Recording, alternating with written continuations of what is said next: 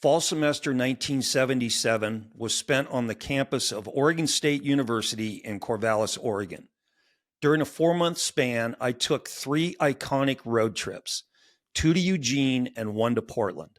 I saw the world's most famous soccer player. I watched the making of one of Hollywood's funniest comedies, and I took part in the Civil War football game between the Oregon Ducks and the Oregon State Beavers. This is Flashback Friday.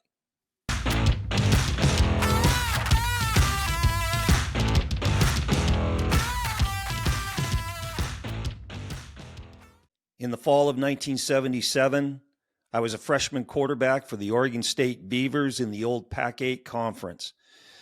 Because I redshirted that year, there was some time where I had downtime and I could afford to jump in a car and take road trips. And I'm going to talk about these in chronological order. And the first one is driving up to Portland, Oregon to watch the world's most famous soccer player.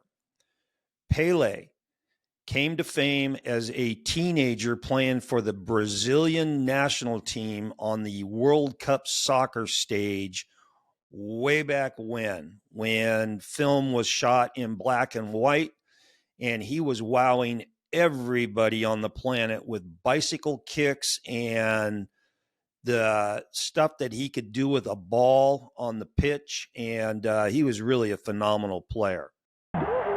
Pelé. He's still searching for the ultimate goal. And indeed, Pelé continues that search. Against Miami, he once again reached the heights, somersaulting through the air to score spectacularly with a bicycle kick.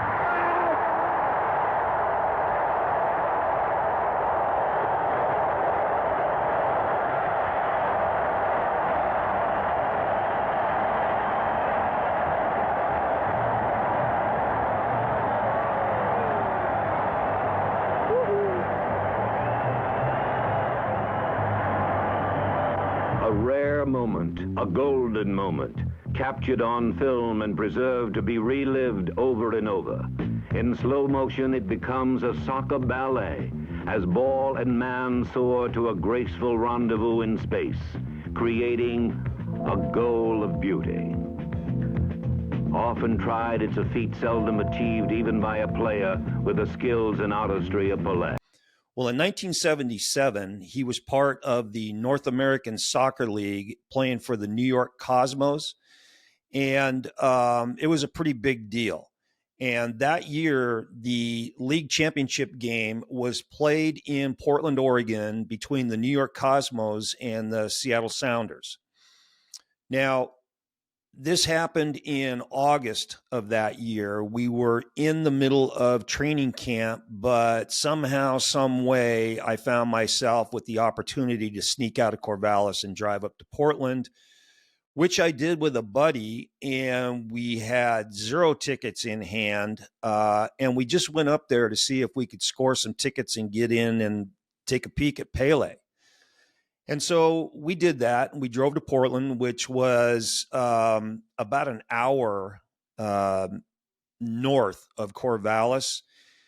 And we got there early enough to where we could cruise around the stadium and check out ticket prices from the scalpers. That's how we were going to get into the stadium. We finally brokered a deal with a dude who assured us that the seats were phenomenal. We had no way of knowing. And basically, as a 18-year-old kid back then, I didn't give a shit where I was sitting. I didn't think that there was going to be a bad seat in the house. That wasn't a huge stadium. I think the capacity for Civic Stadium was about 33,000, something like that. So anywhere that we got to sit was going to be okay with me. So we bought these tickets and we waited for the gates to open up to the stadium. And here we go now. We're shuffling in with the crowd. And to our amazement, our seats were on, if it was a football field laid out in front of us, we would have been on around the 35-yard line. And about 3/4 up from field level. Just phenomenal seats, phenomenal. It was a great day, great weather. It was perfect to sit there and soak in the sights and sounds of professional soccer and see some of the world's most famous players. The New York Cosmos, besides Pele, had Franz Beckenbauer and Giorgio Canaglia. Those three dudes were like rock stars, and it was really cool to watch them play. They were all towards the end of their career. Pele was just real close to retiring, but there's something about guys like him, and it covers all the spectrum of sports. The special athletes and players, there is just something about them. There is a vibe. There is the way that they carry themselves on the field or on the court. It's like there's a glow around them. They're just different from the rest of the people and the rest of the players. And Pele, man, it was just so cool to watch him move around, and he could still do things. He could get up and down the field. He was still skilled. It was a blast.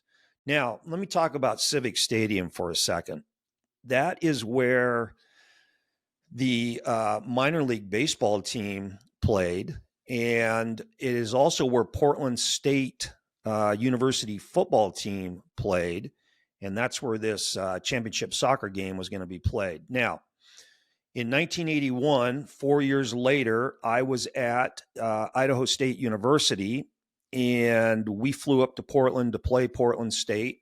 And so I had a chance to be on the field and run around and just be on it. And I can honestly say, of all the fields that I've ever played on or coached on in 36 years, plus, I've been involved in the sport for like 50 years.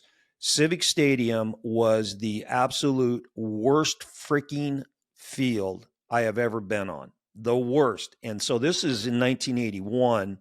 This is 4 years removed from the soccer game that I'm watching. The field hadn't changed at all. And so it was probably just as bad when Pele and the guys were running around on it than it was when myself and Idaho State was running around on it in 1981. Because it was a baseball field, they had dirt cutouts in the infield for the bases and obviously the pitcher's mound. Those were in play for football, and they were also in play for soccer. And what they did was they took plywood, big square-shaped plywood. They took AstroTurf, not field turf, AstroTurf. I'll talk more about that here in a second. And they slapped it on top of the plywood, and then they laid it down on top of the dirt, and that was going to seamlessly meld into the rest of the field. Well, here was the problem with that. The plywood and the AstroTurf on top of the plywood was not flush with the surface of the rest of the field. It was depressed slightly. And so you would be running, and you'd be running on a flat surface, and you would step on one of these pieces of plywood, and it would be lower. And that screws up somebody when you're going full speed or you're trying to, work laterally, side to side, whatever movement. And you're on this solid ground. And all of a sudden it's like you step off of a stair. And because it was plywood, it had a little bit of give to it. It also had this hollow sound to it. I mean, it was really weird, and it's dangerous. It's dangerous for the players. But that's what Civic Stadium was. Now, aside from those cutouts and the plywood inserts, it was the old AstroTurf, and that is the worst freaking surface ever made for any sport. Unfortunately, I started playing on that when I was in junior high. We had the first AstroTurf field in the state of Washington, and it was like playing on a really hard Brillo pad that was sitting on top of concrete, which is basically what it was. Okay. Now, the field at Civic Stadium, the AstroTurf, the blades that when they're new, they stand up, they had been mashed down and matted down. And so I'm going to show you this picture right here. Hopefully, this shows you kind of like what it looked like. It looks like you're looking at a parking lot, concrete. So it was flat and it was hard as a rock. Okay. Added bonus, the lines on the field were painted and the paint was like 75 years old and it was harder than hell, cracking, breaking, brittle. It was just brutal. And that's where they played this game. And that's where the world's most iconic soccer player was running around on. And we had a chance to watch it. It was awesome. New York won the game 2-1, won the championship. And it was a great experience, just phenomenal. Pele was just really, really cool. Okay, road trip number 2 is around the middle of the season. And anytime that our team traveled, and I suited up for home games, but I did not travel as a true freshman. So anytime the team traveled for an away game, the guys that stayed at home in Corvallis basically had Friday, Saturday, Sunday off. And I took advantage of this one weekend, to hop in a car and drive down to Eugene, which was about 47 miles away, south of Corvallis, really easy drive.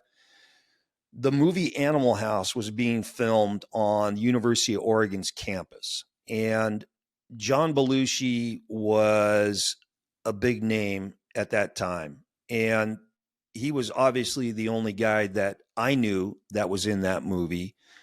But here's this movie. I was familiar with National Lampoon, great magazine. National Lampoon, you knew it was going to be funny. Belushi was hysterical. He was in it. And we don't have anything to do, so let's hop in the car and drive down to Eugene. We're going to get a glimpse of Belushi, and we're going to watch how they make a Hollywood movie. Good plan. So we drive down there, and it was obvious as we got close to the campus that the director, the security, the Hollywood studio, the University of Oregon, they said there is absolutely no way in the world that anybody that's not associated with this movie is going to get remotely close to the action. And so as you're getting close to campus, you're starting to see yellow police tape. You're starting to see barriers on the road. You're starting to see signs that say absolutely no admittance. You're starting to see policemen, police cars, police on horses. It was lockdown. Okay. And so we kind of cruised around the perimeter of the campus and we saw through houses and trees and whatever fences, whatever else, that there was some action going on out on this field, grass field. And it was the scene where Otter is up on the embankment and he whacks the golf ball that hits Niedermeyer's horse in the ass and bucks Niedermeyer off and then takes off running. And this scene was shot out there on a grass field right outside of Hayward Stadium, the iconic track stadium at the University of Oregon. Now, we couldn't get close to it. We didn't see the actual scene being shot. We were out in a residential housing neighborhood and a couple of blocks away, but we could see through, like I said, over and around fences and trees and houses and stuff to where you could just see them setting it up. And there were trailers out there on the grass and there were, tents and crap and nothing was being shot, but they were getting ready to shoot that. And anybody that's ever been involved in making a movie, I was unfortunately involved in a Hollywood production that I did another show on, the movie Mumford. Anybody that's ever been involved in making a movie knows that there's a whole lot of nothing going on during the day except waiting around. And that's what these guys were doing too. And since we couldn't see anything or anybody, and of course Belushi was nowhere to be found, who the hell knows where he was at, we just said, you know what, it was cool, it was fun, let's just cruise around campus and see if we can find anything to do, which we did. And then we went back to Corvallis. Okay, the final road trip that semester was the Oregon State Beavers hopping on 2 buses and taking the 47-mile trek down to Eugene to participate in the Civil War. Now, the Civil War up into 2023 has been played for 129 years. 129 years. The 5th longest rivalry game in major college Division I football. Oregon and Oregon State. Because of the absolute greed of conferences, commissioners, and the NCAA, the Pac-12 is no more, and the Civil War is no more. So the 2023 game that we just had this last season is the last time that the Beavers and the Ducks are going to go at it. That's another story for another show, but I was fortunate enough to be involved in this one in 1977. We weren't very good. Oregon wasn't very good. But the thing about rivalry games, they're awesome. And particularly when the schools are 47 miles apart. It's in the state of Oregon, you're either a Duck or a Beaver. There is no in between, none. And it's nasty, which I found out firsthand at this game. So the day of the game, the weather in the state of Oregon and in Eugene was 30 degrees, fog, and snow. Now, you go back and you look at the weather games, the weather for the 129 games in the history of the Civil War. From what I could see, when they were keeping records, there's been 2 games that were played in snow, and we were one of them in 1977. It was colder than hell. So here's what I remember about this game. It was cold. It was foggy. It was snowy. It was frosty, really, really frosty. And I got to say this. This is AUTZEN Stadium pre-Nike, pre-Phil Knight. Okay, the stadium was cool, but it wasn't anything like it is right now. And the visitors' locker room, whether it was intentional or unintentional, was really a beauty. And I'll talk more about that here in a second. But this is old AUTZEN Stadium, okay? 1977, before Oregon came out with the, 567 uniform combinations. It was just the old yellow Kelly green with the old OU logo on the side of the helmet. They also had the logo with the letter O with Donald Duck bursting out of the middle of it. It was those days, It was just after Dan Fouts and Ahmad Rashad, who was Bobby Moore when he played for the Ducks.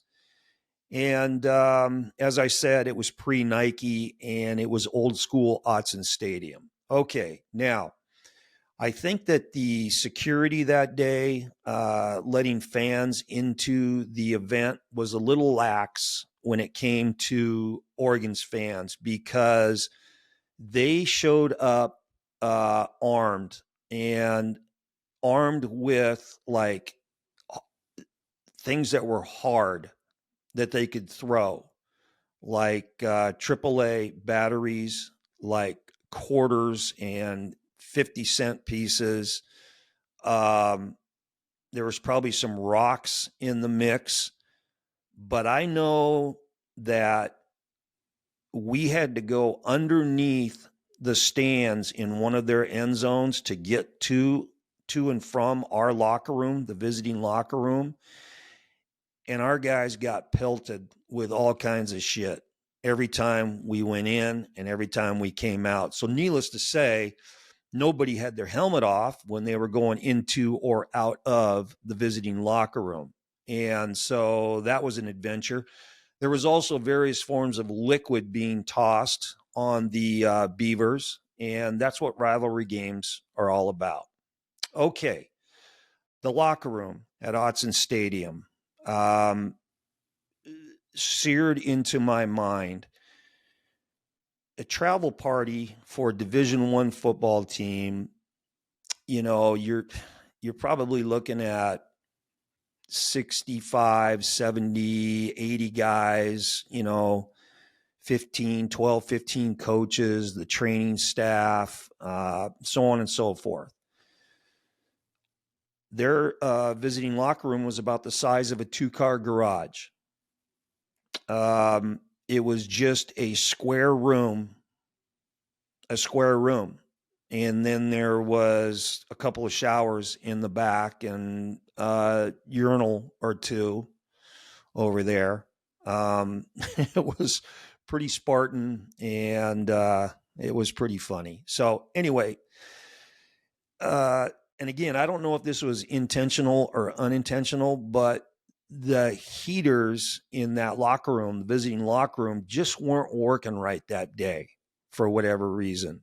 And it was 30 degrees out. So it was colder than hell in there. And it stunk bad. Like the combination of sewer and sweat and maybe some rancid fruit. You know, I don't know, but it was not good. And so we had to get stuff thrown at us going in the locker room. We had to be in the locker room, cramped, smelling it, you know, just freezing our ass off in there. And then we wanted to get out of the locker room, but to get out of the locker room, we had to walk back underneath the stands, the fans that were above us throwing crap down at us. And then we had to stand on, or I had to stand on the sideline during the game and freeze my ass off, and they beat us. It was 28-16. The Ducks beat the Beavers, and we got back on our 2 buses and got the hell out of Eugene and went back to Corvallis. That was the road trip trifecta in the fall semester of 1977. It was a kick in the ass, great memories. If you like this video, please like, share, and subscribe.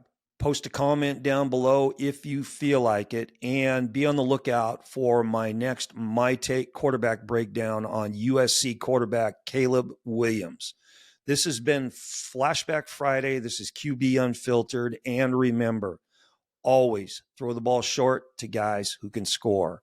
See ya.